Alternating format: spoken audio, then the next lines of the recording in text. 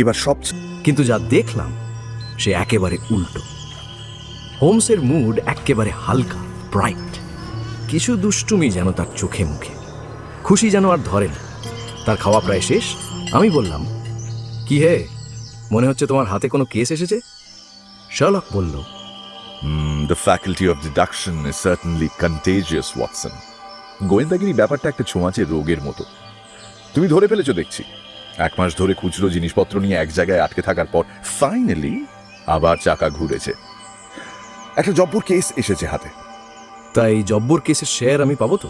Share করার মতো তেমন কিছু যদিও নেই, তবু আমাদের নতুন রাঁধুনি যে 2টো হার্ড বয়েলড ডিম তোমার পাতে দিয়েছে, আগে ওই 2টো শেষ করো, তারপর বলছি। মিনিট 15 পরে ব্রেকফাস্ট শেষ হলো, টেবিল পরিষ্কার হলো। আমি আর শার্লক মুখোমুখি বসলাম। পকেট থেকে একটা চিঠি বার করে শার্লক বলল, গোল্ড কিং নীল গিবসনের নাম তুমি নিশ্চয়ই শুনেছো, ওয়াটসন। নীল গিবসন মানে আমেরিকান সেনেটর নীল গিবসন? ওয়েল, কয়েকটা ওয়েস্টার্ন স্টেটের সেনেটর হয়েছিলেন কিছুদিনের জন্য, তবে ওর খ্যাতি কিন্তু অন্য কারণে। The greatest gold mining magnet. পৃথিবীতে যে কজনের সোনার খনি আছে, নীল গিবসন তাদের মধ্যে সর্বশ্রেষ্ঠ। মনে পড়েছে, কিছুদিনের জন্য ইংল্যান্ডেও ছিলেন বোধহয়, তাই না? হ্যাঁ, বছর 5 আগে হ্যাম্পশায়ারে বেশ কিছু সম্পত্তি কিনেছেন। ওর স্ত্রীর মর্মান্তিক মৃত্যুর খবরটা তুমি নিশ্চয়ই শুনেছো। ইয়েস ইয়েস ইয়েস, তাই ভাবছি কি যেন একটা শুনেছিলাম। নামটা ওই জন্যই এত চেনা চেনা লাগছে, কিন্তু আমি তো ডিটেলে কিছু জানি না। চেয়ারে ডাই করা একরাশ কাগজ দেখিয়ে শার্লক বলল, কেসটা যে শেষ অবধি আমার কাছে আসবে সেটা আশা করিনি, তাহলে আরেকটু পড়াশোনা করে রাখতাম। ঘটনাটা যদিও সাংঘাতিক সেন্সেশনাল, কিন্তু সরল রেখার মতো সোজা, কোনো ডিফিকাল্টি নেই জানো। অ্যাকিউজডের পার্সোনালিটি যতই ইন্টারেস্টিং হোক না কেন, তথ্য প্রমাণ সবই তার বিরুদ্ধে। অন্তত পুলিশ, কোর্ট, করোনারের জুরি তো তাই বলছে। ওয়াটসন, আমার মনে হয় না আমি খুব একটা কিছু করতে পারবো যদি না সম্পূর্ণ নতুন এবং অপ্রত্যাশিত কোনো ঘটনা আমার নজরে আসে। না, আমার ক্লায়েন্টের খুব যে একটা উপকার করতে পারবো সেটাও মনে হয় না। তোমার ক্লায়েন্ট? এই যা, কথায় কথায় আসল জিনিসটা তো বলতেই ভুলে গেছি। এই তোমার সঙ্গে থাকতে থাকতে গল্পের শেষ থেকে শুরু করার অভ্যেস হয়ে গেছে। আসল ব্যাপারটাই ভুলে মেরে দিয়েছি। এই নাও, আগে এটা পড়ো। এই বলে চিঠিখানা এগিয়ে দিল শার্লক। বেশ নিপুণ হাতে লেখা চিঠি। Hotel Claridge's, October 3, dear mister Sherlock Holmes, ঈশ্বর যে নারীকে পৃথিবীর সর্বশ্রেষ্ঠ নারী রূপে সৃষ্টি করেছেন, তার মৃত্যুকে এইভাবে হতে পারে? তাকে কি কোনোভাবে বাঁচানো সম্ভব নয়? আমি আপনাকে সব বুঝিয়ে বলতে পারবো না। ইনফ্যাক্ট সব বুঝিয়ে বলার ক্ষমতাও আমার নেই। শুধু এটুকু বলবো, মিস ডানবার সম্পূর্ণ নির্দোষ। কেসটার ব্যাপারে আপনি নিশ্চয়ই জানেন। অবশ্য এখন আর জানতে কারোর বাকি নেই। দেশ শুদ্ধ লোকের কাছে এটা একটা গসিপ হয়ে গেছে। গুজবের অন্ত নেই, অথচ 1-2জনও ওর হয়ে কথা বলেনি। এত বড় অন্যায় আমি আর সহ্য করতে পারছি না। আমার মাথা খারাপ হয়ে যাচ্ছে। যে মেয়ে একটা মাছি পর্যন্ত মারতে পারে না, সে মানুষ খুন করবে? আমি কাল সকালে ঠিক 11টায় আপনার কাছে যাব। আপনি এই অন্ধকারে এক বিন্দু আলো খুঁজে পেলে আমার বড় উপকার হয়। একটা সূত্র আমার কাছে আছে, জানি না আদৌ সেটা কোনো সূত্র কিনা, তবে আমার কাছে যা আছে আমার সবটা দিয়ে আপনাকে আমি সাহায্য করব। দেখুন, আপনি যদি ওকে বাঁচাতে পারেন, আপনার কাছে যত শক্তি আছে, যত বুদ্ধি আছে, সব দিয়ে প্লিজ প্লিজ আপনি ওকে বাঁচান। Yours faithfully, J. Neil Gibson। Pipe থেকে ছাই ফেলে দিয়ে ফের তামাক ভরতে ভরতে শার্লক বলল, বুঝলে কিছু? এনার জন্যই আমি অপেক্ষা করে আছি। কেসটা সব কাগজেই বেরিয়েছে। আমি জানি না তুমি পড়েছো কিনা, যদিও এখন আর তোমার পড়ার সময় নেই, তাই আমি ছোট করে বলে দিচ্ছি। যিনি আসছেন, J Neil Gibson, this man is the greatest financial power in the world. আমার মনে হয় মানুষ হিসেবেও ভয়ঙ্কর এবং শক্তিশালী। ওনার স্ত্রীর ব্যাপারে কিছু জানতে পেরেছো? না, বিশেষ কিছুই জানি না, শুধু জানি তাকে হত্যা করা হয়েছে। বয়সের নিরিখে মিসেস গিবসন যৌবন পেরিয়ে গেছিলেন। এক পরমা সুন্দরী গভর্নেস ওদের 2 সন্তানকে দেখাশোনা করত। এই গভর্নেসের ওপরেই মিসেস গিবসনের খুনের অভিযোগ উঠেছে। মোটামুটি এই 3 জন এই কেসের সাথে যুক্ত। আর খুনটা হয়েছে একটা হিস্টোরিক্যাল ইংলিশ স্টেটের একটা খামার বাড়িতে। মিসেস গিবসনের দেহ পাওয়া যায় বাড়ি থেকে 8 মাইল দূরে গভীর রাতে। তার পরনে ছিল ডিনার ড্রেস, গায়ে শাল আর মাথায় বুলেট। লাশের কাছে খুনের অস্ত্র কিংবা কোনো ক্লুও পাওয়া যায়নি। ওয়াটসন, খেয়াল করো, ডেড বডির ধারে কাছে কোনো ওয়েপন পাওয়া যায়নি। খুনটা হয়েছিল সম্ভবত লেট ইভিনিং। একজন গেম কিপার রাত 11টা নাগাদ ডেড বডি খুঁজে পায়। তারপর পুলিশ এবং একজন ডাক্তার লাশ পরীক্ষা করে বাড়ির মধ্যে নিয়ে যায়। ব্যাপারটা তুমি বুঝতে পারলে নাকি আমি খুবই সংক্ষেপে বলে ফেললাম? না না, দিনের আলোর মতো স্পষ্ট। আচ্ছা শার্লক, একটা কথা বলো, এই গভর্নেসের ওপর সন্দেহটা পড়লো কেন? কারণ স্পষ্ট কিছু প্রমাণ পাওয়া গেছে। এই গভর্নেসের ঘরের ওয়ার্ডরোবের নিচের তাক থেকে একটা রিভলভার পাওয়া গেছে উইথ 1 ডিসচার্জড চেম্বার। যে বুলেট মিসেস গিবসনের প্রাণ নিয়েছিল, এই রিভলভারটাও সেই একই ক্যালিবারের। এই কথাটা বলতে বলতে শার্লকের চোখটা যেন স্থির হয়ে গেল। ও আবার বলল, ভদ্রমহিলার ওয়ার্ডরোবের নিচ থেকে পাওয়া গেছে। শার্লক চুপ করে গেল। এই সংকেত আমি বিলক্ষণ চিনি। চিন্তার ট্রেন ছুটছে ওর মাথায়। এখন কথা বলে বাগড়া দেওয়া ঠিক হবে না। কিছুক্ষণ পরে ও নিজেই আবার বলতে শুরু করলো, হ্যাঁ ওয়াটসন, ওয়ার্ডরোবের নিচের তাক থেকেই পাওয়া গেছে। খুবই খারাপ। 2 জন জুরিও ভেবেছে খুনটা ওই করেছে। তবে এর চাইতেও খারাপ হলো একটা চিরকুট, গভর্নেসের হাতে লেখা চিরকুট, যাতে বলা আছে তিনি মিসেস গিবসনের সঙ্গে দেখা করার অ্যাপয়েন্টমেন্ট করেছেন। আর অ্যাপয়েন্টমেন্ট যেখানে হওয়ার কথা ছিল সেখানেই পাওয়া গেছে ওর লাশ। আর লাশের হাতের মুঠোয় ছিল সেই চিরকুটটা। কি বুঝলে? Finally there is the motive. Senator Gibson অত্যন্ত অ্যাট্রাক্টিভ একজন মানুষ। তার স্ত্রী মারা গেলে এরকম একজন ইয়াং গভর্নেসের তো পোয়া 12, যিনি অলরেডি সেনেটর গিবসনের কাছ থেকে এত প্রশংসা পান। লাভ, ফরচুন, পাওয়ার। কেসটা অত্যন্ত কদর্য।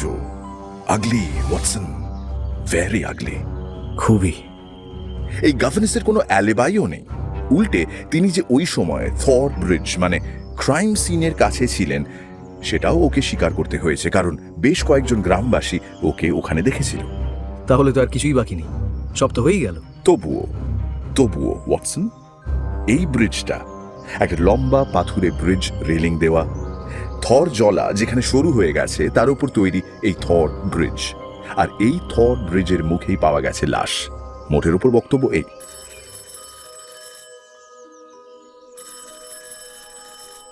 আমি যদি ভুল না করে থাকি তাহলে আমার ক্লায়েন্ট এসে পড়েছেন সময়ের আগেই। বিলি দরজা খুলে দিল। কিন্তু এ কি? বিলি আগন্তুকের যে নাম বলল তা তো নীল গিবসন নয়। এই আগন্তুকের নাম মার্লো বেটস। রোগা, নার্ভাস, ভয়ার্ত 2 চোখ। আমরা দুজনেই ভদ্রলোককে চিনি না। তার চোখে মুখে একটা ইতস্তত ভাব। তাকে দেখে আমার ডাক্তারি চোখ বলল লোকটার যে কোনো মুহূর্তে মারাত্মক নার্ভাস ব্রেকডাউন হতে পারে। মিস্টার বেটস, আপনাকে বড় বিচলিত দেখাচ্ছে। আপনি প্লিজ বসুন। তবে যা বলবার একটু তাড়াতাড়ি বলুন। 11টার সময় আমার একটা অ্যাপয়েন্টমেন্ট আছে। আমি জানি আপনার সঙ্গে কার অ্যাপয়েন্টমেন্ট আছে। মিস্টার গিবসন আসছেন। আমি তার এস্টেট ম্যানেজার। মিস্টার হোমস, লোকটা একটা পিশাচ, একটা জানোয়ার। Strong language mister Bates. I have to be emphatic mister Holmes. আমার হাতে সময় বেশি নেই। উনি যদি জানেন আমি এখানে এসেছি তাহলে আর রক্ষে নেই। আমার যা বলার চট করে বলে নি। আমি এর আগে আপনার কাছে আসতে পারিনি। আজ সকালে ওনার সেক্রেটারির কাছে শুনলাম উনি এখানে আসছেন, তাই আমি ছুটতে ছুটতে আপনার কাছে এসেছি মিস্টার হোমস। আপনি তো ওনার ম্যানেজার, তাই না? ছিলাম, তবে ওনাকে নোটিশ দিয়ে দিয়েছি। আর কয়েক সপ্তাহের মধ্যেই ওনার দাসত্ব থেকে মুক্তি পাবো। ওই নীল গিবসন একটা নোংরা লোক, চ্যারিটি করে নিজের কুকীর্তি ধামাচাপা দেয়। তবে ওর স্ত্রী ছিলেন ওর চিফ ভিকটিম। স্ত্রীর সঙ্গেও সব থেকে নৃশংস ব্যবহার করত, নৃশংস। মিসেস গিবসন কি করে মারা গেলেন সেটা আমি বলতে পারবো না, তবে ওর জীবন একেবারে দুর্বিষহ করে তুলেছিল ওই শয়তানটা। মিসেস গিবসনের জন্ম গরমের দেশে ব্রাজিলে, জানেন তো? না, জানতাম না। স্বভাবটাও সেরকমই ছিল। সূর্যের দেশের মেয়ে, আহা, আবেগ আর উষ্ণতায় ঘিরে থাকতেন সবসময়। প্রাণ দিয়ে স্বামীকে ভালোবাসতেন। শুনেছি এককালে অসম্ভব সুন্দরী ছিলেন, কিন্তু যেই রূপ যৌবন গেল, ওই শয়তান গিবসন আর ওকে পাত্তাই দিল না। আমরা সবাই মিসেস গিবসনকে খুব ভালোবাসতাম, আর ওনাকে কষ্ট দিত বলে ওই শয়তানটাকে ঘেন্না করতাম। অসম্ভব ধূর্ত, অসম্ভব বদমাশ ওই নীল গিবসন। আমার এইটুকুই বলার ছিল যে ওই লোকটার মুখের কথাই ভুলবেন না মিস্টার হোমস। ওর মুখোশের পিছনের আসল মুখটা অত্যন্ত ভয়ঙ্কর। ও যা বলবে লুকোবে তার থেকে অনেক বেশি। এবার আমি চলি, লোকটা এসে গেল বলে। ঘড়ির দিকে ভয়ার্ত চোখে তাকিয়ে ঝড়ের বেগে ঘর থেকে উধাও হয়ে গেল এই বিচিত্র আগন্তুক। কিছুক্ষণ চুপ করে থাকার পর শার্লক বলল, ওয়েল ওয়েল ওয়েল, কর্মচারীরা মনিব মিস্টার গিবসনের প্রতি খুব একটা লয়াল নয় দেখছি। ভালোই হলো, হুঁশিয়ারিটা কাজে লাগবে। এবার শুধু আসল লোকের অপেক্ষা। ঘড়ির কাঁটা ঠিক 11টা ছুঁল, আর সিঁড়িতে ভারী পায়ের শব্দ শোনা গেল।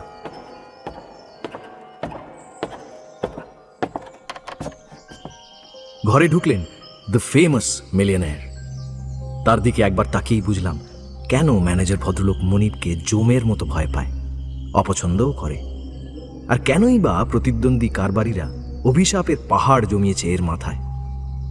আমি যদি একজন স্কাল্পটার হতাম আর আমাকে এমন একজনের মূর্তি গড়তে হতো যার স্নায়ু লোহার মতো কঠিন, যার বিবেক নিষ্পৃহ, তাহলে মডেল হিসেবে নীল গিবসনকেই বেছে নিতাম। রুক্ষ, লম্বা, দীর্ঘ চেহারায় শুরু থেকে শেষ পর্যন্ত প্রচণ্ড লালসা, অপরিমেয় ক্ষুধা আর উচ্ছৃঙ্খলতা যেন ফুটে বেরোচ্ছে। মুখখানা যেন গ্রানাইট খোদাই করে বানানো হয়েছে, এতটাই কঠিন, অনুতাপহীন। মুখে অজস্র কঠিন রেখা অসংখ্য বিপদ পেরিয়ে যাওয়ার চিহ্ন বহন করছে। ধূসর শীতল চোখ দিয়ে আমাদের দুজনকে তিনি ভালো করে নিরীক্ষণ করে নিলেন। শার্লক বলল, হ্যালো মিস্টার গিবসন, আলাপ করিয়ে দিই, ইনি আমার বন্ধু ডক্টর ওয়াটসন। চেয়ার টেনে নিয়ে শার্লকের সামনে বসে তিনি বললেন, শুরুতেই একটা বিষয় স্পষ্ট করে বলে দিই mister Holmes, for this case money is not a factor. যত খুশি টাকা নিন, কিন্তু প্রমাণ করে দিন যে ভদ্রমহিলা নির্দোষ। বলুন কত নেবেন? আমার প্রফেশনাল চার্জ যা, আমি তার চেয়ে বেশি কখনোই নিই না মিস্টার গিবসন। যা আমার পারিশ্রমিক হয় সেটাই নিই। ওয়েল, টাকার দরকার না থাকলেও রেপুটেশনের দরকার তো আছে। এই কেসটা যদি ঠিকমতো সাজাতে পারেন, তাহলে ইংল্যান্ড, আমেরিকা দুটো কন্টিনেন্টেই আপনাকে নিয়ে হইচই পড়ে যাবে। থ্যাংক ইউ মিস্টার গিবসন, তবে নাম ডাকের প্রয়োজন আমার নেই। আমি বরং নাম গোপন রেখে কাজ করতেই বেশি ভালোবাসি, আর সব ক্ষেত্রেই কেসটা আমার কাছে একমাত্র আকর্ষণের বিষয়।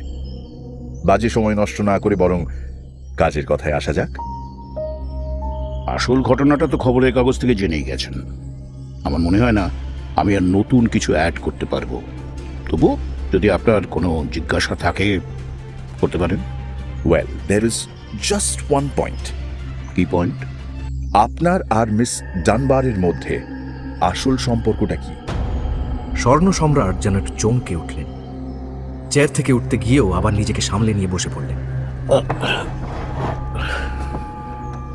মিস্টার হোমস, আশা করি আপনি নিজের সীমার মধ্যে থেকেই কাজটা করবেন। অবশ্যই। একজন মনিবের সঙ্গে তার কর্মচারী যেরকম সম্পর্ক হয়, আমার সাথে মিস ডানবারের সম্পর্ক তাই ছিল। ও যখন ছেলেমেয়েদের সঙ্গে থাকে, তাদের দেখভাল করে, আমার সাথেও সেই সময়ই দেখা হয়।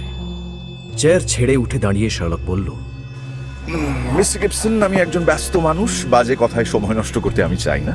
আপনি আসতে পারেন, and I wish you a very good morning. আমাদের ভিজিটর নীল গিবসনের ধূসর চোয়াল যেন রাগে লাল হয়ে উঠল। চেয়ার ছেড়ে দাঁড়িয়ে উঠে শার্লকের ওপর প্রায় ঝুঁকে পড়ে বললেন, তার মানে কি বলতে চাইছেন আপনি? ওয়েল মিস্টার গিবসন, মানেটা বোধহয় আমার আরেকটু সহজ করে বলা উচিত ছিল। মানেটা হলো, কেসটা আমি ছেড়ে দিলাম। সেটা তো বুঝতেই পারছি, কিন্তু কারণটা কি? আপনি কি দাম বাড়াচ্ছেন, নাকি ভয় পাচ্ছেন যে কেসটা আপনি হ্যান্ডেল করতে পারবেন না? সোজাসুজি উত্তর দিন। ওকে, আপনাকে সোজাসুজি বলি তাহলে। দেখুন, এই কেসটা যথেষ্ট জটিল, আর তাই ভুল ইনফরমেশন পেলে সেটা আরো জটিল হয়ে যাবে। আপনি বলতে চাইছেন আমি মিথ্যেবাদী? আমি ভদ্রভাবে বলতে চেয়েছিলাম, কিন্তু আপনি যখন সোজাসুজি বলেই দিলেন, আমি কোনো প্রতিবাদ করব না। মিস্টার হোমস, আমি উত্তেজনায় চেয়ার ছেড়ে লাফিয়ে উঠলাম। স্বর্ণ সম্রাটের মুখ রাগে নির্মম হয়ে উঠল, তার হাতের মুঠো উদ্যত। শার্লক কিন্তু হেসে বলল, মিস্টার গিবসন, চেঁচামেচি করবেন না। ব্রেকফাস্টের পর গোলযোগ ভালো লাগে না। তার চেয়ে রাস্তায় গিয়ে একটু হাঁটুন, হাওয়া খান, মাথা ঠান্ডা হবে। কি অসাধারণ লোক এই নীল গিবসন! আমি প্রশংসা না করে পারছি না। কি অসম্ভব সেলফ কন্ট্রোল! মুহূর্তের ক্রোধ শান্ত করে নিলেন সঙ্গে সঙ্গেই। তারপর হিম শীতল গলায় বললেন, ওয়েল, ইটস ইয়োর চয়েস। আপনার ইচ্ছের বিরুদ্ধে তো আমি আপনাকে জোর করতে পারি না। মিস্টার হোমস, আপনার সকালটা ভালো হতে পারত, কিন্তু যাই হোক, একটা কথা বলি, আমাকে চটালে আখেরে কিন্তু ক্ষতি হয়। অনেকেই আমাকে এরকম কথা বলেছে, তবু আমি এখনো বহাল তবিয়তে আছি। Well, good morning mister Gibson. আমার মনে হয় আপনার জীবন থেকে এখনো অনেক শিক্ষা পাওয়া বাকি আছে। নীল গিবসন দুমদাম করে বেরিয়ে গেলেন। শার্লক কিন্তু নিরুত্তাপ। পাইপ টানতে টানতে কিছুক্ষণ সিলিং এর দিকে তাকিয়ে রইল। তারপর জিজ্ঞেস করল, কি বুঝলে Watson? Well Sherlock, mister Gibson যেমন ধরনের লোক, পথের কাঁটাকে সরাতে এর বিন্দুমাত্র অসুবিধে হবে না। রূপ যৌবনহীনা অপছন্দের স্ত্রীকে সরিয়ে দেওয়াটা ওর পক্ষে অসম্ভব কিছু নয়। মিস্টার বেটস যেমন বললেন তাতে। এক্স্যাক্টলি, আমারও তাই মনে হয়। কিন্তু গভর্নেন্সের সঙ্গে ওর কি সম্পর্ক, আর তুমি সেটা বুঝলে কি করে? যদি বলি এলিমেন্টারি মাই ডিয়ার ওয়াটসন, তাহলে তোমাকে ব্লাফ দেওয়া হবে। আসলে ব্লাফ ওয়াটসন, ব্লাফ ব্লাফ। আমি ওনাকে ব্লাফ দিয়েছিলাম। দেখো, চিঠির ভাষা আর বাস্তবের মানুষটির ব্যবহার দুটো কিন্তু একদম আলাদা। লোকটার চিঠির ভাষা ছিল অত্যন্ত নম্র, আর আজকের ব্যবহার তো তুমি নিজেই দেখলে। মিস্টার গিবসনের চিঠির বয়ান থেকে একটা জিনিস স্পষ্ট ছিল যে মৃত স্ত্রীর চাইতেও অ্যাকিউজড গভর্নেন্সকে নিয়ে তার চিন্তা অনেক বেশি।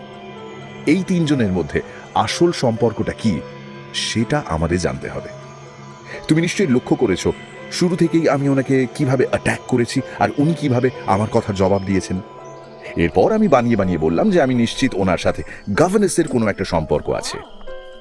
আসলে আমি কিন্তু কিছুই জানি না, শুধু আন্দাজ করেছি মাত্র। তোমার কি মনে হয় উনি ফিরে আসবেন? আলবাত আসবেন, ওনাকে আসতেই হবে। এভাবে কেস ফেলে যাওয়া ওর পক্ষে সব। ওই তো বেলের আওয়াজ।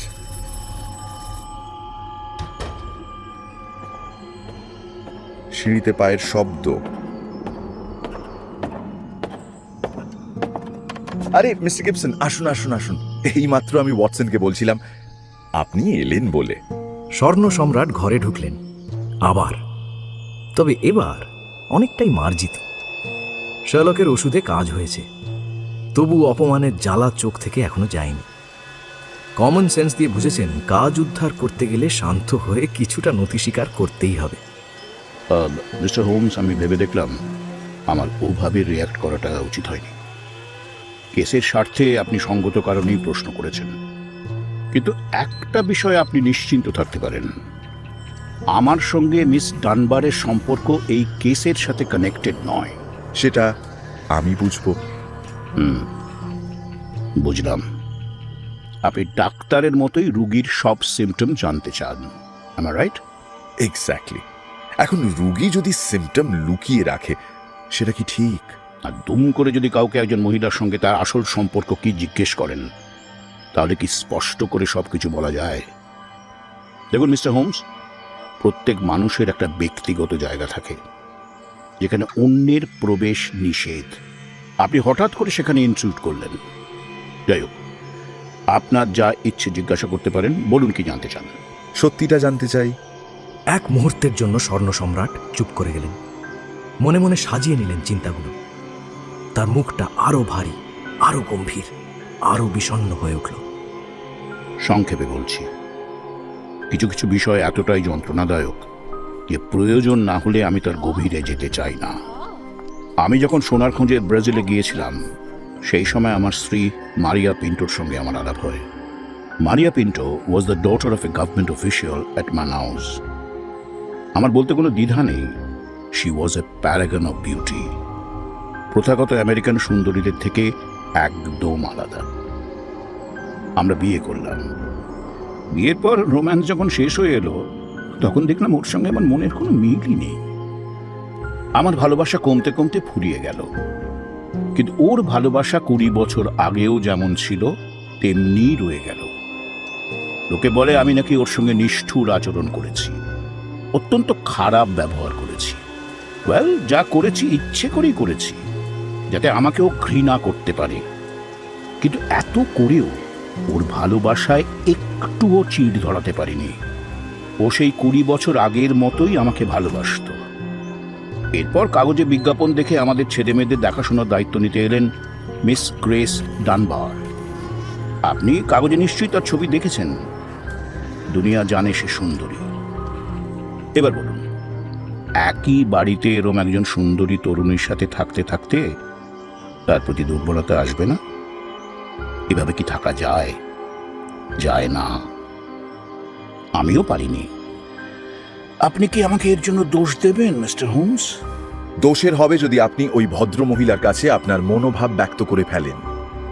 সেই তরুণী কিন্তু এসেছিলেন আপনার আশ্রয়ে চাকরি করতে। শার্লকের তিরস্কারের ধাক্কায় মুহূর্তের জন্য তার দু চোখে সেই আগের মতো ক্রোধ যেন ফিরে এল। আমি যা নই তা বানিয়ে বানিয়ে বলতে চাই না মিস্টার হোমস।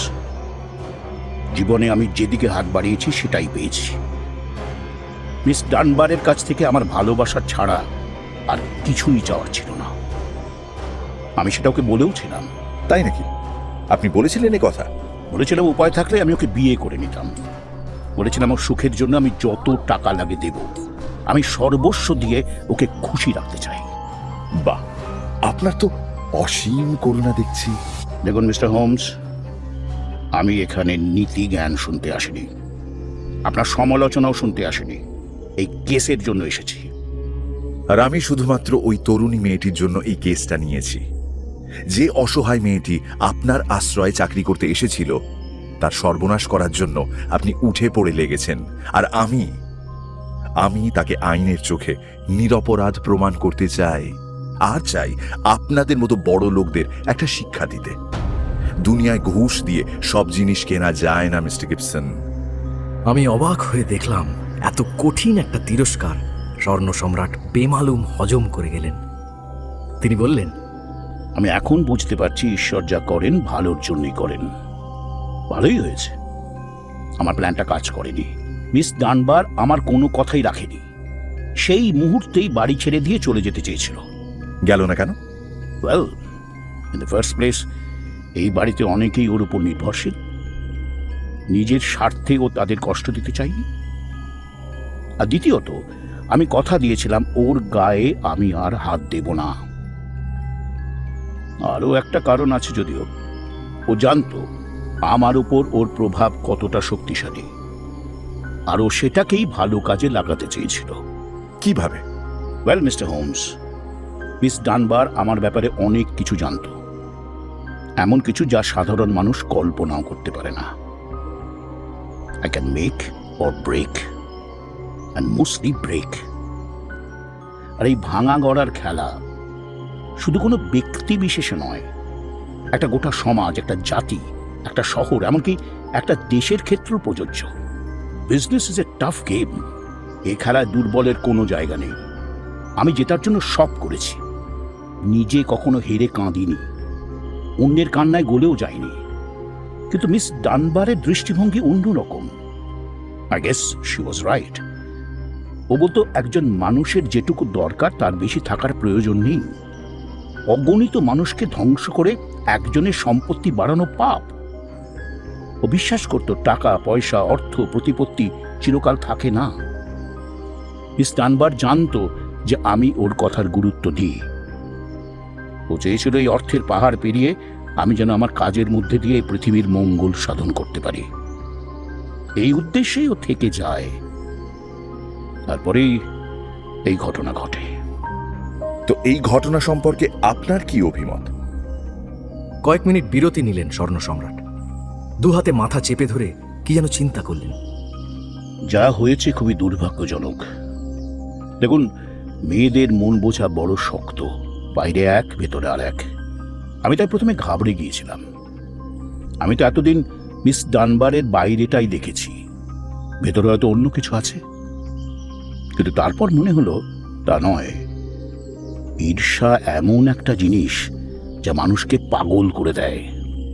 মিস ডানবারের সঙ্গে সম্পর্কটা আমার স্ত্রী টের পেয়েছিল। আমার মনের ওপর মিস ডানবারের প্রভাব যে কতটা, সেটা সে আন্দাজ করতে পেরেছিল। ও নিশ্চয়ই হিংসায় জ্বলে পুড়ে খাক হয়ে গিয়েছিল। হাজারো রক্তের মধ্যে অ্যামাজনের উষ্ণ হলকা বইত। আমার মনে হয়েছিল ও বোধহয় মিস ডানবারকে খুন করার প্ল্যান করে, অথবা পিস্তল নিয়ে ওকে ভয়ে দেখাতে চেয়েছিল, যাতে মিস ডানবার এখান থেকে চলে যায়। হয়তো সেই ধস্তাধস্তিতে গুলি নিজের মাথাতেই লেগেছে। এই সম্ভাবনাটার কথা আমারও মনে হয়েছে। যদি এটা ঠান্ডা মাথায় পরিকল্পিত খুন না হয়, তাহলে অল্টারনেট হিসেবে এটাই একমাত্র সম্ভাবনা। কিন্তু মিস ডানবার তো মানতে চাইছেন না। Well, that is not final, is it? Miss Dunbar হয়তো বিভ্রান্ত হয়ে ঘরে ফিরে আসেন, তারপর জামা কাপড়ের আলমারির মধ্যে রিভলভারটা ছুঁড়ে ফেলে দেন, কারণ সেই সময় তার পক্ষে হুঁশে থেকে কাজ করা অসম্ভব ছিল। পরে যখন পিস্তল পাওয়া যায়, তখন মিথ্যে বলা বা অস্বীকার করাটাই স্বাভাবিক। এর বিপক্ষে কি পয়েন্ট থাকতে পারে বলুন? মিস ডানবার নিজে হয়তো। শার্লক ঘড়ির দিকে তাকালো। সকালটা পারমিট বের করতেই কেটে যাবে। আমরা সন্ধে ট্রেনে উইনচেস্টার পৌঁছে যাব। ভদ্রমহিলার সঙ্গে দেখা না করা পর্যন্ত এ নিয়ে স্পষ্ট কিছু আমি বলতে পারবো না। তবে আমি জানি না শেষ পর্যন্ত আমার সমাধান আপনার পছন্দ হবে কিনা।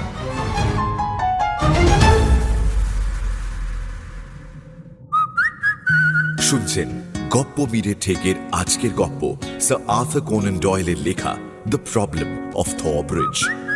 এখনো যদি ঠেকে সাবস্ক্রাইব না করে থাকেন, তাহলে কিন্তু ঠকবেন। Subscribe to my channel and do not forget to click on the bell icon for notifications. তাহলে বাকিটা শোনা যাক।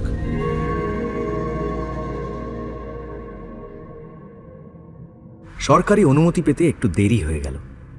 সেদিন উইনচেস্টারে না গিয়ে আমরা গেলাম নীল গিবসনের হ্যাম্পশায়ার এস্টেট থর প্লেসে। নীল গিবসন নিজে আসেননি, তবে সার্জেন্ট কভেন্ট্রি অ্যাড্রেস দিয়ে দিলেন। কেসটা প্রথমে উনিই তদন্ত করছিলেন। শীর্ণ, লম্বা, বিবর্ণ চেহারা। ওনার হাবভাব দেখে মনে হলো উনি যা জানেন সবটা বলেন না, কিছুটা গোপন রাখতেই ভালোবাসেন। কথা বলতে বলতে মাঝে মাঝে এমন ফিসফিস করতে থাকেন যেন ভীষণ গুরুত্বপূর্ণ কোনো একটা খবর দিচ্ছেন। আদতে কিন্তু সেটা অত্যন্ত মামুলি। তবে এসব বাদ দিলে মোটের ওপর ভদ্রলোক সজ্জন এবং ভালো মানুষ। এ রহস্যের কিনারা করার মতো বুদ্ধি যে তার ঘটে নেই। যে কোনো সাহায্য পেলে যে তিনি বর্তে যাবেন, সে কথা নিজে থেকেই স্বীকার করে বললেন। মিস্টার হোমস, স্কটল্যান্ড ইয়ার্ডের চেয়ে আপনি অনেক ভালো। ওরা কেস সলভ করতে এলে নিজেরা সব ক্রেডিট নিয়ে নেয় আর লোকাল পুলিশের নামে দোষ দিয়ে যায়। আপনি একদমই সেরকম নন। আপনি সোজাসুজি কথা বলেন, আর আমি আপনার অনেক সুনাম শুনেছি। আপনি নিশ্চিন্তে থাকুন, আমি কোনো সাথে পাঁচে থাকি না। কেসের ফয়সলা হলে নিজের নামও জড়াতে চাই না। So kind of you mister Holmes. আর আমি জানি আপনার বন্ধু ডক্টর ওয়াটসনকেও বিশ্বাস করা যায়। আমরা হাঁটতে শুরু করলাম। সার্জেন্ট কভেন্ট্রি চারদিক ভালো করে দেখে খুব সতর্ক হয়ে বললেন, আচ্ছা মিস্টার হোমস, একটা কথা, মানে শুধু আপনাদেরই বলতে চাই, মিস্টার নীল গিবসন নিজেই খুনটা করেননি তো? এই সম্ভাবনার কথাটা আমিও ভেবেছি। মিস ডানবারকে দেখলে বুঝবেন ওর মতো এত সুন্দর মেয়ে হয় না। পথের কাঁটা স্ত্রীকে সরিয়ে দিতে নীল গিবসনের খুব একটা অসুবিধা হওয়ার কথা নয়। আমেরিকানরা সব পারে। কথায় কথায় বন্দুক চালিয়ে দেওয়াটা ওদের কাছে কোনো ব্যাপার নয়। আর পিস্টলটাও তো ওরই। সেটার প্রমাণ পেয়েছেন? ইয়েস স্যার, নীল গিবসনের এক জোড়া পিস্তল আছে। এটা তারই মধ্যে একটা। এক জোড়া? তাহলে আরেকটা কোথায়? সারা বাড়ি জুড়েই তো অজস্র পিস্তল ছড়ানো। এখনো মিলিয়ে দেখা সম্ভব হয়নি, তবে বাক্সটায় দুটো পিস্তলের জায়গা আছে দেখেছি। তবে এটা যদি সেই জোড়ার মধ্যে একটা হয়, তাহলে তো অবশ্যই ম্যাচ করা উচিত। আমরা সব সাজিয়ে রেখেছি, আপনি গিয়ে মিলিয়ে নেবেন না হয়। পরে দেখব, আগে চলুন ক্রাইম সিনটা একবার দেখে নিই। সার্জেন্ট কভেন্ট্রি সাদামাটা কটেজের সামনে দাঁড়িয়ে আমরা কথা বলছিলাম। এইটাই লোকাল পুলিশ স্টেশন। এখান থেকে প্রায় আধ মাইল হাঁটলাম। ঝরা ফার্নের সোনালি তামাটে পাতায় মোড়া পথ পেরিয়ে পৌঁছলাম থর প্লেস এস্টেটে ঢোকার সাইড গেটের সামনে। দূরে রাস্তার শেষে দেখলাম পাহাড়ের গায়ে একটা হাফ জর্জিয়ান হাফ টিউডর বিশাল বাড়ি। বাড়িটার অর্ধেক গাছের গুড়ি দিয়ে তৈরি। আমাদের পাশেই একটা লম্বা জলাশয়। জলাশয়ে যেখানে সরু হয়ে গেছে ঠিক সেই জায়গাতে যাতায়াতের জন্য একটা পাথুরে ব্রিজ। দুপাশে জলাশয়ে লেকের মতো বিস্তৃত হয়ে গেছে। ব্রিজে ওঠার মুখে সার্জেন্ট দাঁড়িয়ে পড়লেন, জমির দিকে ইশারা করে বললেন, এইখানে মিসেস গিবসনের দেহ পাওয়া গেছিল। আমি ওই পাথর দিয়ে মার্ক করে রেখেছি। আপনি নিশ্চয়ই লাশ সরানোর আগে এসেছিলেন? অবশ্যই, ওরা আমাকে খবর পাঠিয়েছিল। কে খবর পাঠিয়েছিল? মিস্টার গিবসন নিজেই। যে মুহূর্তে অ্যালার্ম বাজলো, মিস্টার গিবসন লোকের মুখে শুনে সবাইকে নিয়ে বাড়ি থেকে ছুটে এখানে আসেন। তারপর সবাইকে সাবধান করে দেন যে পুলিশ না আসা পর্যন্ত যেন কিচ্ছু না সরানো হয়। স্যার, স্যার, সাংঘাতিক কাণ্ড। লাশ মিসেস গিবসন। মানে কোথায়, কি হয়েছে? স্যার, ওই ব্রিজের মুখে। চলো চলো চলো, শিগগিরই চলো। যাক, বুদ্ধিমানের কাজ করেছিলেন। আচ্ছা, খবরের কাগজে লিখেছিল যে খুব কাছ থেকে নাকি গুলি করা হয়েছে। হ্যাঁ, খুবই কাছ থেকে। গুলিটা কি ডান কানের পেছন দিকে লেগেছিল? আগে হ্যাঁ স্যার। আচ্ছা, লাশটা কিভাবে পড়েছিল? On her back sir. ধস্তাধস্তির কোনো চিহ্ন ছিল না, কোনো মার্ক নেই, কোনো অস্ত্রও ছিল না। শুধু মিসেস গিবসনের বাঁ হাতের মুঠোয় মিস ডানবারের লেখা চিরকুটটা আঁকড়ে ধরা ছিল। আঁকড়ে ধরা ছিল? Yes sir. সেই মুঠো খুলতে আমরা হিমশিম খেয়ে গেছিলাম। আঙুলগুলো এমনভাবে আটকে গেছিল। এটা অত্যন্ত গুরুত্বপূর্ণ একটা পয়েন্ট, ওয়াটসন। এর মানে ভুল প্রমাণ সাজানোর জন্য খুনের পর চিঠিটা হাতে গুঁজে দেওয়া হয়নি। যা মনে পড়ছে, চিরকুটের বয়ানও তো খুব ছোট্ট ছিল। I will be at Thor bridge at 9 o'clock, signed G Dunbar, তাই না? Yes sir. মিস ডানবার স্বীকার করেছেন যে চিরকুটটা ওনারই লেখা। হ্যাঁ, করেছেন। And what was her explanation? যা বলবার আদালতে বলবেন বলেছেন। কেসটা বেশ ইন্টারেস্টিং, বিশেষ করে ওই চিঠির ব্যাপারটা খুবই অস্পষ্ট, তাই না? ওয়েল স্যার, আমাকে যদি জিজ্ঞেস করেন এই গোটা কেসটায় ওটাই আমার কাছে একমাত্র ক্লিয়ার পয়েন্ট। শার্লক মাথা নাড়ল। চিঠিটা যদি জেনুইন হয় এবং মিস ডানবারেরই লেখা হয়, তার মানে এই চিঠি রিসিভ করা হয়েছিল রাত 9টার বেশ কিছুক্ষণ আগে, ঘন্টাখানেক বা ঘন্টা দুয়েক আগে তো বটে। তাহলে মিসেস গিবসন অতক্ষণ পরেও চিঠিটা বাঁ হাতের মুঠোয় রেখে দিলেন কেন? মানে দেখা করার সময় ওই চিঠিটার নিশ্চয়ই প্রয়োজন ছিল না। এটা একটু অদ্ভুত না? তাই তো, এখন আপনার কথা শুনে আমারও ব্যাপারটা কিরকম অদ্ভুত লাগছে। আমি এখানে কয়েক মিনিট বসে ঠান্ডা মাথায় একটু ভাবতে চাই। Excuse me gentleman. শার্লক ব্রিজের পাথরের পাঁচিলে বসে পড়ল। আমি লক্ষ্য করলাম ওর তীক্ষ্ণ চোখ চারিদিকে প্রশ্নবাণ ছুড়ে দিচ্ছে। হঠাৎ তড়াক করে লাফিয়ে উঠে শার্লক দৌড়ে গেল ব্রিজের উল্টো দিকের পাঁচিলের সামনে। পকেট থেকে আতশকাচ বের করে পাথরের কারুকাজ মন দিয়ে দেখতে দেখতে বলল, অদ্ভুত ব্যাপার তো। হ্যাঁ স্যার, আমরাও দেখেছি। পাথরের চটলা উঠে গেছে। অনেকেই তো এই ব্রিজ পেরিয়ে যাতায়াত করে, হতে পারে তাদেরই কারুর কীর্তি। পাথরের কারুকাজ এমনিতে ধূসর, কিন্তু এই একটা জায়গা যেন চটা উঠে যাওয়ায় সাদা সাদা দেখাচ্ছে। জায়গাটা একটা 6 পেন্স কয়েনের সাইজের। আমরা ভালো করে লক্ষ্য করে দেখলাম খানিকটা ভেঙেও গেছে, যেন একটা জোরালো আঘাত করা হয়েছে ওই জায়গাটায়। বেশ জোরে ঘা মেরে ভাঙা হয়েছে মনে হচ্ছে। শার্লক হাতের ছড়িটা দিয়ে গায়ের জোরে বেশ কয়েকবার পাঁচিলে আঘাত করল, কিন্তু পাথর চটাতে পারল না। বেশ জোরেই আঘাত করা হয়েছে, আর বেশ অদ্ভুত জায়গায় আঘাতটা করা হয়েছে। ওপর থেকে নয়, নিচ থেকে আঘাতটা করা হয়েছে। পাঁচিলের তলার কিনারাটা দেখেছেন? কিন্তু লাশ যেখানে পাওয়া গেছে সেখান থেকে এই জায়গার দূরত্ব কম করে 15 ফুট তো হবেই। হ্যাঁ, তা ঠিক। হয়তো কেসের সঙ্গে এর কোনোই সম্পর্ক নেই, তবু ব্যাপারটা নোট করে রাখা ভালো। আমার মনে হয় এখানে আর কিছু দেখার নেই। আচ্ছা, পায়ের ছাপটা কিছু পাননি না? মাটি একেবারে লোহার মতো শক্ত, কোনো ছাপ নেই। চলুন তাহলে যাওয়া যাক। আগে বাড়ির ভেতরে যে অস্ত্রগুলোর কথা আপনি বললেন সেগুলো দেখব, তারপর উইনচেস্টারে যাব। এই কেসে আরো এগোনোর আগে মিস ডানবারের সঙ্গে আমার কথা বলাটা খুব দরকার। মিস্টার নীল গিবসন তখনও শহর থেকে ফেরেননি, তবে ম্যানেজার মিস্টার বেটস ছিলেন, সেই মার্লো বেটস। তিনিই আমাদের তার মনিবের কালেকশনে থাকা নানা সাইজের বন্দুক পিস্টল দেখালেন। তার মুখ থেকে বুঝলাম ওগুলো আমাদের দেখাতে পেরে মনে মনে বিরাট তৃপ্তি পেয়েছেন, যেন বোঝাতে পেরেছেন ওর মনিব কতটা ভয়ঙ্কর। মিস্টার গিবসনের শত্রুর শেষ নেই। অবশ্য উনি যেমন মানুষ, যেমন ওনার ব্যবহার, তাতে শত্রু থাকাটাই স্বাভাবিক। তাই মাথার কাছে লোডেড পিস্টল নিয়ে ঘুমোন, আমরাই এক এক সময় ভয় সিটিয়ে থাকি। আহারে, বেচারি মিসেস গিবসন, তিনি নিশ্চয়ই কত না আতঙ্কে দিন কাটিয়েছেন।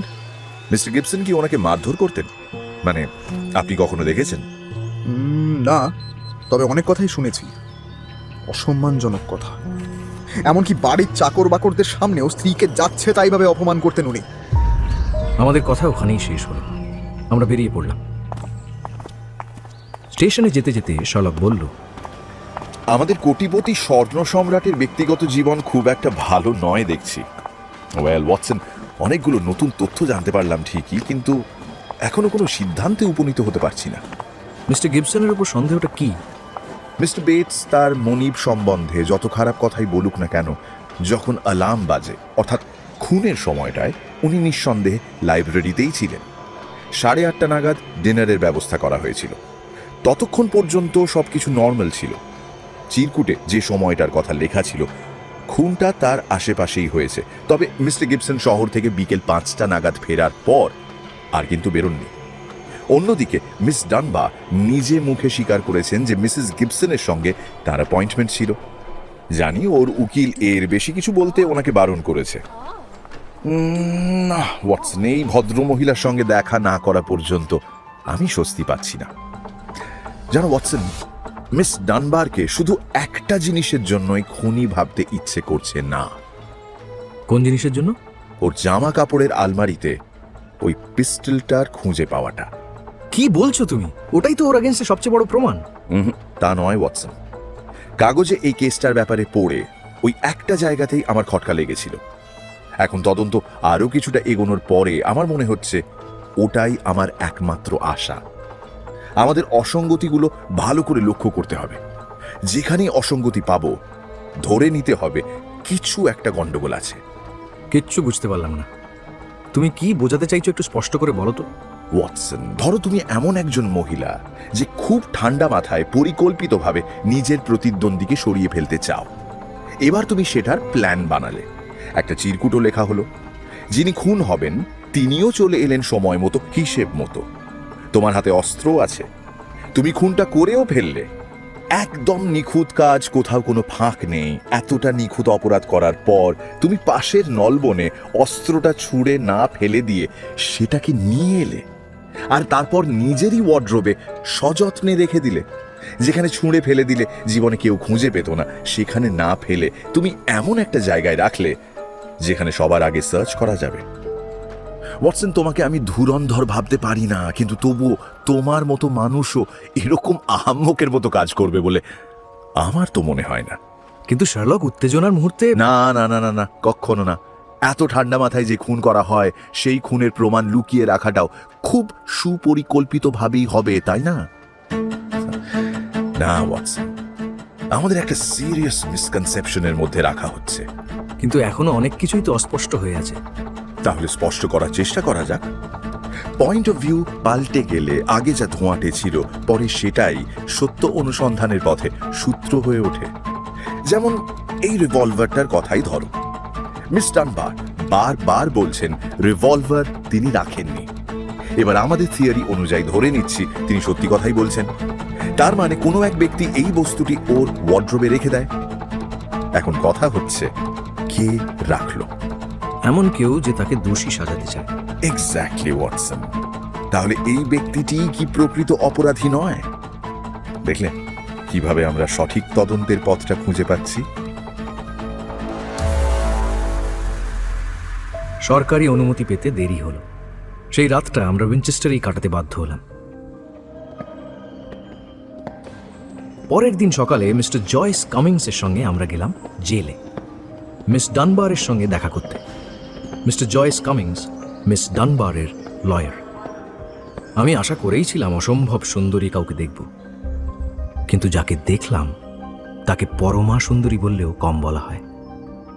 মিস ডানবার যে আমার উপরে কি প্রভাব ফেলল বলে বোঝাতে পারবো না, তবে এটা উপলব্ধি করতে পারলাম যে কেন মিস্টার গিবসনের মতো স্বর্ণ সম্রাটকে এই মেয়েটি কন্ট্রোল করতে পারত, গাইড করতে পারত। She was A brunette. চেহারায় এমন একটা আভিজাত্য আছে যা দেখে মনে হয় এই মহিলার প্রভাবে কোনো খারাপ কাজ হতেই পারে না। শুধু গভীর দুটো চোখ বড় অসহায়, যেন জালে জড়িয়ে পড়া হরিণী, বেরোবার কোনো উপায় নেই। তবে আমার বিখ্যাত বন্ধুকে দেখে ওর নরম গালে যেন রং ফিরে এলো, ব্যাকুল চোখ দুটোয় যেন জ্বলে উঠল আশার আলো। মৃদু উদ্বিগ্ন কণ্ঠে মিস ডানবার প্রশ্ন করলেন, মিস্টার গিবসন নিশ্চয়ই আমার আর ওনার সম্পর্কের কথা আপনাকে বলেছেন? হ্যাঁ, বলেছেন। আপনাকে সেসব নিয়ে কথা বলে আর যন্ত্রণা পেতে হবে না। আপনাকে দেখে আমি একটা জিনিস স্পষ্ট বুঝতে পারছি। মিস্টার গিবসন আপনার সম্পর্কে যা যা বলেছিলেন সব সত্যি। ওর ওপর আপনার প্রভাব, the innocence of your relation with him, এসব নিয়ে আমার মনে আর কোনো দ্বন্দ্ব নেই। কিন্তু কোর্টে সব কথা খুলে বলেননি কেন?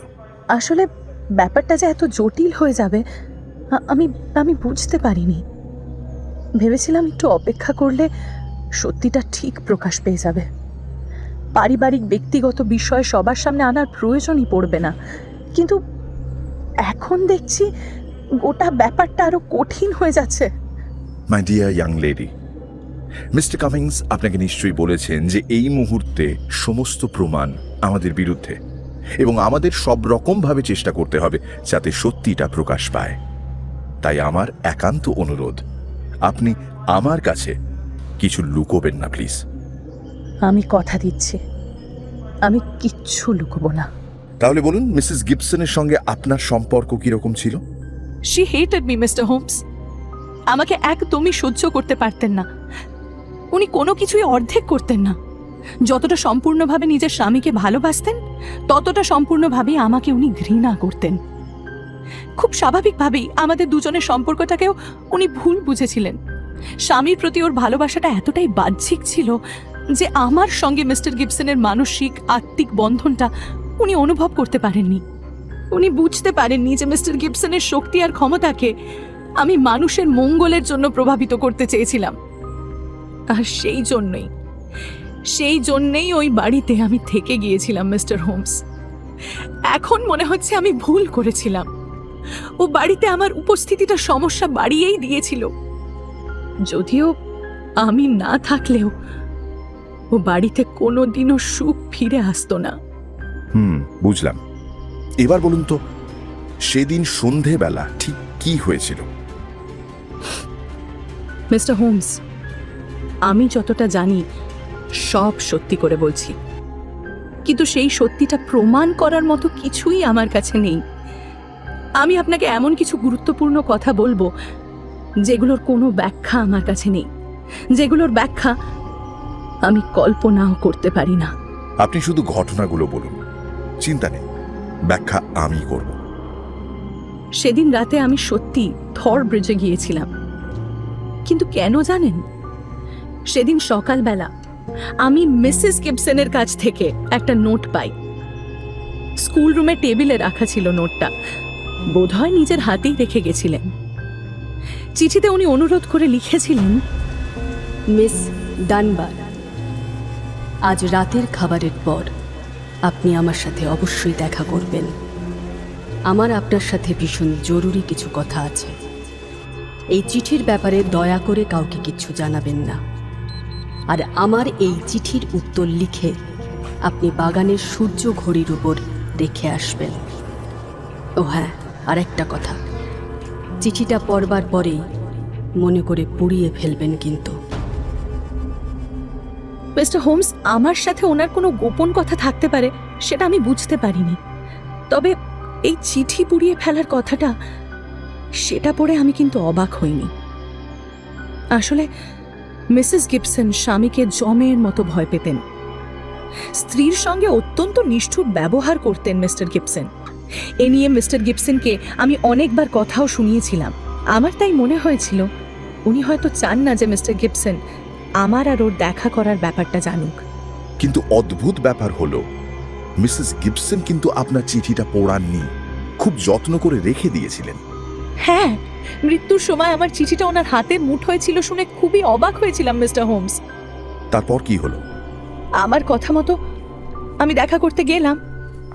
ব্রিজের কাছে পৌঁছে দেখলাম উনি আমার জন্য অপেক্ষা করছেন। যাওয়ার পর বুঝলাম মনে প্রাণে উনি আমাকে কতটা ঘৃণা করতেন। ওনার কথা শুনে আমার মনে হচ্ছিল she was a mad woman. এক বাড়িতে এতদিন থেকেছি, ওনার নির্লিপ্ত ভাব দেখে একবারের জন্য বুঝতে পারিনি যে আমি ওর দু চক্ষের বিষ। উনি আমাকে কি বলেছিলেন সেসব কথা আমি বলবো না। যত বিষ ছিল ঢেলে দিলেন, যা মুখে এলো বলে গেলেন। আমি আমি কিচ্ছু বলিনি, বলতে পারিনি মিস্টার হোমস। আমি কানে হাত চাপা দিয়ে পালিয়ে আস্তে আস্তে শুনলাম তিনি তখনও থরব্রিজের সামনে দাঁড়িয়ে কর্কশ গলায় চিৎকার করে আমাকে গালাগালি করে চলেছেন। ওনার মৃতদেহ পরে কোথায় পাওয়া গেছিল? উনি যেখানে দাঁড়িয়েছিলেন তার থেকে কয়েক গজ দূরে। আমার অনুমান আপনি চলে যাবার কিছুক্ষণের মধ্যেই উনি খুন হন। আচ্ছা, ফেরার পথে গুলির শব্দ শুনেছিলেন? না, শুনিনি। আমি তখন এতটাই উত্তেজিত ছিলাম, এতটাই ডিস্টার্বড ছিলাম যে মাথা ঠিক ছিল না। দৌড়ে নিজের ঘরে চলে যাই। কোনো কিছু শোনার বা দেখার মতো মনের অবস্থা আমার ছিল না মিস্টার হোমস। আপনি বললেন যে আপনি সোজা নিজের ঘরে ঢুকে গিয়েছিলেন। সকালের আগে ঘর থেকে আবার বেরিয়েছিলেন কি? হ্যাঁ, যখন অ্যালার্ম বাজলো, জানলাম যে মিসেস গিবসন খুন হয়েছেন, আমি সবার সঙ্গে দৌড়ে বেরিয়ে গেছিলাম। মিস্টার গিবসনকে তখন দেখেছিলেন? হ্যাঁ, উনি তখন সবেমাত্র ব্রিজ থেকে ফিরছিলেন। ডাক্তার আর পুলিশকে খবর দিচ্ছিলেন। ওনাকে কি খুব বিচলিত দেখাচ্ছিল? Mister Gibson is a very strong self contained man. ভেতরের আবেগ বাইরে চট করে প্রকাশ করেন না। তবু আমি যেহেতু ওনাকে খুব ভালোভাবে চিনি, আমার মনে হয়েছিল হি ওয়াজ ডিপলি কনসার্নড। এবার সবচেয়ে গুরুত্বপূর্ণ পয়েন্ট, যে পিস্টলটা আপনার রুমে পাওয়া গেছে সেটা আপনি আগে কখনো দেখেছিলেন? না, কখনো দেখিনি। পিস্টলটা কখন পাওয়া গেল? পরের দিন সকালে, যখন পুলিশ এসে সার্চ করলো। আপনার জামা কাপড়ের মধ্যে? হ্যাঁ, নিচের তাকে জামা কাপড়ের মধ্যে। আচ্ছা, পিস্টলটা কতক্ষণ আপনার আলমারিতে ছিল বলে মনে হয়? আগের দিন সকালে তো ছিল না। কি করে জানলেন ছিল না? কারণ আমি আগের দিন সকালেই ওয়ার্ড্রোব গুছিয়েছিলাম। বুঝলাম। তাহলে ঘরে ঢুকে কেউ আপনাকে ফাঁসানোর জন্য পিস্টলটা রেখে গিয়েছিল। তাই হবে। কিন্তু সেটা কখন হতে পারে বলে আপনার অনুমান? হয় খাবার সময়, অথবা যখন ছেলে মেয়েদের নিয়ে স্কুল ঘরে ছিলাম সেই সময় হতে পারে। যেখানে আপনি মিসেস গিবসনের নোটটা পেয়েছিলেন আর চিঠিটা পাওয়ার পর থেকে নিজের ঘরেই ছিলেন? হ্যাঁ, চিঠি পাওয়ার পর থেকে বাকি সকালটা আমি ওখানেই ছিলাম। ওকে, থ্যাংক ইউ মিস ডানবা। আপনার কি আর কিছু মনে পড়ছে? আপনি কি আর কিছু বলতে চান? না, আপাতত আর কিছু মনে পড়ছে না। পাথরের ব্রিজে একটা জায়গায় চটা উঠে গেছে। যেখানে লাশ পাওয়া গিয়েছিল ঠিক তার উল্টো দিকে, যেন সদ্য পাথর ভাঙা হয়েছে। এ ব্যাপারে আপনার কিছু বলার আছে? আমার মনে হয় ব্যাপারটা নিছক কাকতালীয়। Strange miss Danvers, very strange. মানে খুবই অদ্ভুত সমাপতন। ঠিক যেখানে খুন হলো, কেন ঠিক সেই জায়গাতেই পাথরের চটা উঠলো? তবে উঠবেই বা কি করে? প্রচুর কসরত করে গায়ের জোরে পাথরে ঘা না মারলে তো ওভাবে চটা ওঠানো যায় না। শার্লক এই কথার কোনো উত্তর দিল না। ওর ধূসর কৌতূহলী মুখটা হঠাৎ করেই উত্তেজিত হয়ে উঠল। দু চোখে ভেসে উঠল দূরের কোনো এক সন্ধানী দৃষ্টি। এই দূরদৃষ্টি আমি চিনি। রহস্য জাল ভেদ করে সূত্র অনুসন্ধান করছে এক ধ্যানস্থ রহস্য সন্ধানী। ধ্যানমগ্ন সেই মূর্তির সামনে কথা বলারও সাহস না আমার হলো, না ব্যারিস্টারের, না মিস ডানবারের। হঠাৎ তড়াক করে চেয়ার ছেড়ে লাফিয়ে উঠল শার্লক। প্রচন্ড উত্তেজনায় বলে উঠল, চলো ওয়াটসন, চলো। কি হলো mister Holmes? Never mind my dear lady, never mind. Mister Cummings, আমি খুব শিগগির আপনার সঙ্গে যোগাযোগ করব। Mister Cummings, with the help of the god of justice, আমি আপনাকে এমন একটা কেস দেব যা সারা ইংল্যান্ডকে কাঁপিয়ে দেবে। মিস ডানবা, কালকের মধ্যেই আপনি খবর পেয়ে যাবেন। চিন্তা করবেন না, ধোঁয়াশার মেঘ কেটে যাচ্ছে আস্তে আস্তে, চোখের সামনে স্পষ্ট আলোর রেখা দেখতে পাচ্ছি। ওয়াটসন, উইনচেস্টার থেকে থর প্লেসের রাস্তা খুব একটা লম্বা নয়। আমি ধৈর্য রাখতে পারছিলাম না, কিন্তু ট্রেনে বসে শার্লকের অস্থিরতা যেন স্পষ্ট হয়ে উঠেছে। এক জায়গায় চুপ করে বসে থাকতেই পারছে না। ট্রেন যখন থর প্লেসের কাছাকাছি চলে এসেছে প্রায়, আচমকা ও আমার মুখোমুখি এসে বসল। নিজের দু হাত আমার হাঁটুর ওপর রাখল। আমি দেখলাম ওর দু চোখে অদ্ভুত এক দুষ্টুমি খেলা করছে। ওয়াটসন, আমার কেন জানি না মনে হয় আমরা এই রহস্য সমাধানে যখনই বেরোই তুমি সঙ্গে পিস্টল রাখো, তাই না? হ্যাঁ, রাখি। তোমার জন্যই তো রাখি। এই যে রহস্যের নেশায় বুঁদ হয়ে তুমি নিজের খেয়াল রাখার কথা বেমালুম ভুলে যাও, সেটা কি ঠিক? কতবার এই পিস্টল তোমার জীবন বাঁচিয়েছে বলো তো? হ্যাঁ হ্যাঁ হ্যাঁ, ঠিকই বলেছ। এইসব ব্যাপারে আমি আবার একটু অন্য মনস্ক তো। আচ্ছা, পিস্টলটা এখন আছে তো তোমার সঙ্গে? আমি হিপ পকেট থেকে বার করে দিলাম ছোট্ট অথচ শক্তিশালী অস্ত্রটা। ক্যাচ খুলে বুলেটগুলো নেড়ে চেড়ে ও বলল, এটা কিন্তু বেশ ভারী। হ্যাঁ, একেবারে সলিড, তাই ভারী।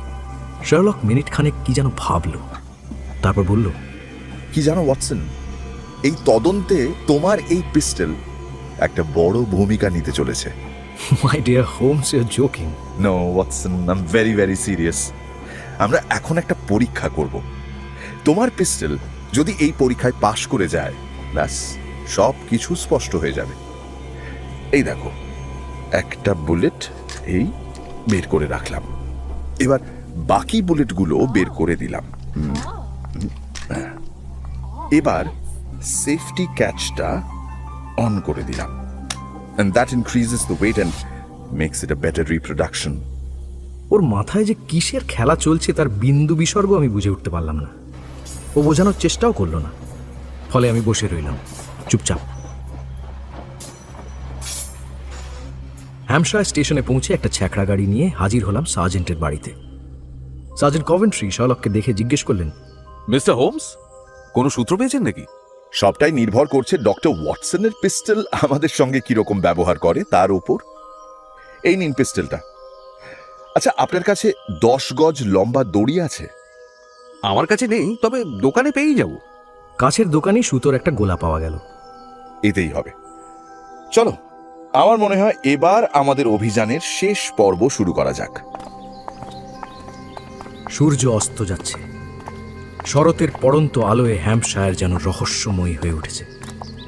সার্জেন্টের সন্দেহজনক দৃষ্টি আমার বন্ধু শার্লকের দিকে। শার্লকের মাথা আদৌ ঠিক আছে কিনা সেই প্রশ্ন উঁকি দিচ্ছে সার্জেন্টের চাহনিতে। খুনের জায়গাটায় পৌঁছে বুঝলাম, বাইরে যতই স্থির থাকার চেষ্টা করুক না কেন, ভেতরে ভেতরে শার্লক ভীষণ উত্তেজিত হয়ে আছে। তুমি জানো ওয়াটসন, আগে বেশ কয়েকবার আমি লক্ষ্যভ্রষ্ট হয়েছি। I actually have an instinct.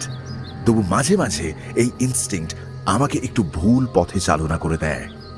উইনচেস্টারের সেলে বসে এই ব্যাপারটা আমার মাথায় এসেছিল। এখন চেষ্টা করে দেখা যাক। শার্লক হাঁটতে হাঁটতে সুতোর একটা দিক শক্ত করে রিভলভারের হ্যান্ডেলে বেঁধে নিয়েছিল। ক্রাইম সিনে পৌঁছে মিসেস গিবসনের মৃতদেহ কোথায় পড়েছিল সার্জেন্টের কথা শুনে সেই এক্স্যাক্ট পয়েন্টটা মার্ক করল। আশেপাশে খুঁজে একটা বড় পাথর জোগাড় করল। এবার সুতোর আরেকটা দিক ওই পাথরে বাঁধল। এরপর সেটা ব্রিজের পাথরের পাঁচিলের অন্যদিকে এমনভাবে ঝুলিয়ে দিল যাতে পাথরটা জলের ঠিক ওপরে ঝুলতে থাকে। তারপর লাশ যেখানে পড়েছিল ঠিক সেই জায়গায় গিয়ে দাঁড়ালো। ওর হাতে আমার রিভলভার, যার হ্যান্ডেলে সুতো বাঁধা, আর সুতোর আরেকটা দিক বাঁধা হয়েছে ওই ঝুলন্ত পাথরে। ওয়াটসন, ভালো করে দেখো এইবার। কথা শেষ করেই রিভলভারটা চেপে ধরল নিজের মাথায়, তারপর হাতের মুঠোটা আলগা করে দিল। চোখের পলকে ঝুলন্ত পাথরের ওজন পিস্টলটাকে টেনে নিয়ে গেল ব্রিজের ওপর দিয়ে। উল্টো দিকের পাঁচিলে রিভলভারটা গিয়ে আঘাত করল। তারপর চোখের নিমেষে পাঁচিল টপকে আমার রিভলভারটা অদৃশ্য হয়ে গেল জলের তলায়। শার্লক এক লাফে পাথুরে পাঁচিলের সামনে হাঁটু গেড়ে বসে পড়ল, ফেটে পড়ল উল্লাসে। উফ উফ, এর থেকে ভালো ডেমনস্ট্রেশন আর কি বা হতে পারত। দেখো ওয়াটসন, দেখো, your revolver has solved the problem. দেখলাম পিস্টলের আঘাতে পাঁচিলের তলার দিকে আগের চটার ঠিক পাশে আরও একটা চটা উঠে গেছে। সাইজ এবং আকার হুবহু এক। সার্জেন্ট কভেন্ট্রির চোখে মুখে অদ্ভুত এক বিস্ময়। সার্জেন্টের মুখোমুখি দাঁড়িয়ে শার্লক বলল, সার্জেন্ট কভেন্ট্রি, আমরা আজ রাতটা সরাইখানায় কাটাবো। আপনি একটা আঁকশি বা হুক জাতীয় জিনিস এনে আমার বন্ধুর রিভলভারটা উদ্ধারের ব্যবস্থা করে দিন। ওটার পাশেই আপনি আরও একটা সুতো বাঁধা রিভলভার আর পাথর পাবেন, যেটা দিয়ে ওই প্রতিহিংসা পরায়ণ মহিলা নিজের অপরাধ লুকোনোর চেষ্টা করেছিলেন এবং এক নির্দোষ মহিলার ওপর খুনের দায় চাপাতে চেয়েছিলেন। আপনি মিস্টার গিবসনকে জানিয়ে দিন কাল সকালে আমি ওর সাথে দেখা করব। তারপর মিস ডানবারকে জেল থেকে বের করার ব্যবস্থা করা যাবে।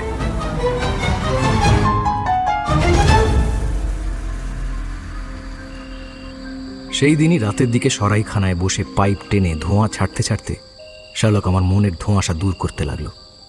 আই ফিয়ার ওয়াটসন, এই থর ব্রিজ রহস্যটা নিয়ে যখন তুমি গল্প লিখবে আমার সুনাম তাতে খুব একটা বাড়বে না। মানছি আমি একটু আলসেমি করে ফেলেছি। সেটা কিরকম শুনি? দেখো, আমার গোয়েন্দাগিরি যদি একটা শিল্প হয় তাহলে সেই শিল্প হলো কল্পনা আর বাস্তবের একটা মিশেল। আমার চোখের সামনে যে বাস্তবটা ছিল আমি সেটার উপর ভিত্তি করে কল্পনা করতে পারিনি। ব্রিজের পাথরের চটা আমি তো প্রথমেই দেখতে পেয়েছিলাম, কিন্তু এত বড় সূত্রটা দেখেও সেটাকে গুরুত্ব দিতে দেরি করে ফেলেছি। ও মিসেস গিবসন, এরকম একজন অসুখী মহিলার মাথার ভেতরে যে খেলা চলছিল সেটা অত্যন্ত গভীর এবং সূক্ষ্ম, ফলে সেটা বোঝা খুব একটা সহজ ছিল না। ওয়াটসন, ভালোবাসা বিকৃত হলে সেটা যে কতটা ভয়ঙ্কর হতে পারে আমাদের এতদিনের অ্যাডভেঞ্চারময় জীবনে তা আগে কখনো দেখিনি। মিস ডানবারকে উনি নিজের চরম শত্রু মনে করতেন। উনি মনে করতেন যে মিস্টার গিবসন ওনার সঙ্গে যে খারাপ ব্যবহারগুলো করতেন তার জন্য মিস ডানবারই দায়ী। ভেবেছিলেন মিস ডানবার এসবে ইন্ধন জুগিয়েছেন, তাই উনি প্রতিজ্ঞা করলেন। প্রতিজ্ঞা? কি প্রতিজ্ঞা করলেন? প্রথম প্রতিজ্ঞা, নিজেকে শেষ করে দেবেন। দ্বিতীয় প্রতিজ্ঞা, সেটা এমনভাবে করবেন যাতে মিস ডানবারের জীবনে চরম ক্ষতি নেমে আসে, যে ক্ষতি অপূরণীয়, যে ক্ষতি মৃত্যুর চেয়েও ভয়ানক। সূত্রগুলো একটা একটা করে সাজালে আমরা মিসেস গিবসনের সূক্ষ্ম মস্তিষ্কের পরিচয়টা স্পষ্টভাবে পেয়ে যাব। কায়দা করে মিস ডানবারকে দিয়ে চিঠি লিখিয়ে নিলেন, যাতে মনে হয় যেন তিনি নিজেই দেখা করতে গিয়েছিলেন থর ব্রিজে। এক্স্যাক্টলি। শেষ মুহূর্তে অবশ্য চিরকুটটা মুঠোয় রেখে দিয়ে একটু বাড়াবাড়ি করে ফেলেছিলেন। ইস, শুধু এই বিষয়টা দেখেই আমার আগে সন্দেহ হওয়া উচিত ছিল। যাই হোক, বাড়ির সিন্দুকে ওনার স্বামীর অনেক পিস্টল ছিল, সেখান থেকে এক জোড়া সরিয়ে নিলেন নিজের কাজ সারার জন্য। জোড়া পিস্টলের একটা নিয়ে গেলেন জঙ্গলে, একটা গুলি খরচ করলেন। তারপর পিস্টলটা এনে সকালের দিকে লুকিয়ে রাখলেন মিস ডানবারের ওয়ার্ড্রোবের জামা কাপড়ের মধ্যে। তারপর থর ব্রিজের কাছে গেলেন। অসাধারণ দক্ষতায় এবং চাতুর্যে হাতিয়ার উধাও করে দেওয়ার এই ব্যবস্থা করলেন, যে ব্যবস্থা আমি তোমাদের ডেমনস্ট্রেট করে দেখালাম। তারপর মিস ডানবার এলেন। আশ মিটিয়ে নিজের শেষ নিঃশ্বাস দিয়ে তাকে গালাগাল দিলেন। মিস ডানবার চলে যেতেই তার অসামান্য নাটকের জবনিকা পতন করলেন নিজের জীবনে জবনিকা টেনে। আর কোনো ভাগ নেই। সমস্ত সূত্র পর একেবারে পর বসে গেছে। খবরের কাগজগুলো অবশ্য এরপর বলতে পারে যে কেন আগে ভাগেই জলায় জাল ফেলা হয়নি, কিন্তু এত বড় জলায় ঠিক কোথায় জাল ফেলা দরকার হয় সেটা জানা না থাকলে এগোনো সহজ নয়। Well, Watson, we have helped a remarkable woman and also a formidable man. আমার মনে হয় এবার এই পৃথিবী জানবে যে সেই আদিম দুঃখের পাঠশালা যেখান থেকে আমরা সবাই শিক্ষা লাভ করি, সেখান থেকে মিস্টার নীল গিবসন কি শিক্ষা নিলেন। আচ্ছা, তোমার কি মনে হয় মিস্টার গিবসন আর মিস ডানবার এই দুই বিস্ময়কর শক্তি ভবিষ্যতে একসাথে হাত মেলাবে? হ্যাঁ, নিশ্চয়ই মেলাবে। তুমি কি করে জানলে? Elementary, my dear Watson. Elementary.